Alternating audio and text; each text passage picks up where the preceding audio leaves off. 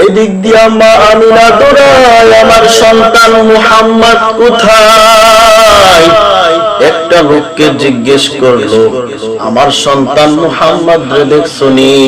ওই ব্যক্তি বলল, আমি তোমার সন্তান মুহাম্মদ রে ভালো করে চিনি না, তবে একটা বাচ্চা দেখলাম রাস্তার পাশে বসে বসে বাবা তালাশ করে আর কান্না করে। মা আমিনা দৌড়ায়, দেখে রাস্তার কিনারায় বসে বসে নবী কান্না করছে। মা আমিনা হাতটা বাড়ায় বলে, সন্তান সন্তান আয় বলে দেখুন তারে কুলে জড়ায় ধরলো। নবী মুহাম্মদ ডাক দেখো,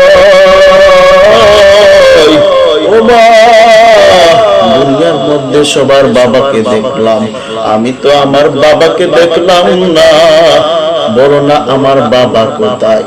মা বলে, সন্তান তোমার বাবা তুমি দুনিয়ায় আসার আগে দুনিয়া থেকে বিদায় হয়ে গেছে, তোমার বাবা দুনিয়া থেকে বিদায় হয়ে গেছে, শাম দেশে ব্যবসার উদ্দেশ্যে গিয়ে সেখান থেকে আর ফিরে আসে নাই রে সন্তান।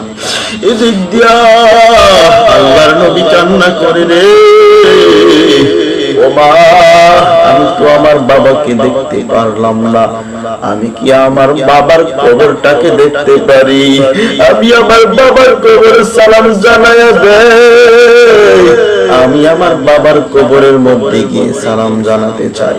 এদিক দিয়ে আমার দৌড়ায় দাদার কাছে গিয়া বলে, দাদা আব্দুল মুত্তালিবের কিনারায় গিয়া বলে, তোমার নাতি ওর বাবার কবর দেখার জন্য চাইতেছে, ওর বাবার কবরের মধ্যে জিয়ারত করার জন্য চাইতেছে।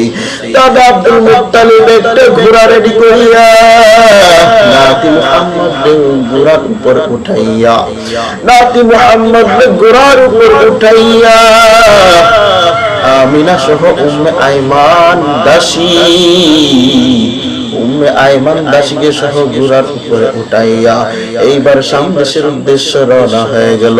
বাবার কবর দেখবে।